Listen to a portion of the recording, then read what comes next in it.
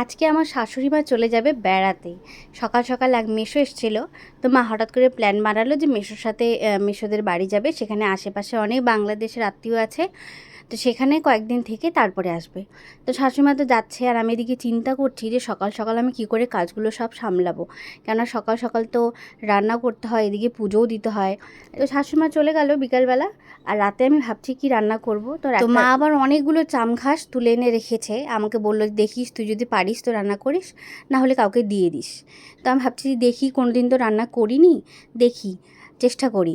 তো রান্না করার জন্য সেগুলো আগে কাটলাম, তো কাটার পরে হাতগুলো এমন চুলকাচ্ছিল কি বলবো। আর মা থাকলে তো মাই কাটাকুটি থেকে ধোয়াধুয়ি সব করে দেয়, আমি শুধু রান্না করি।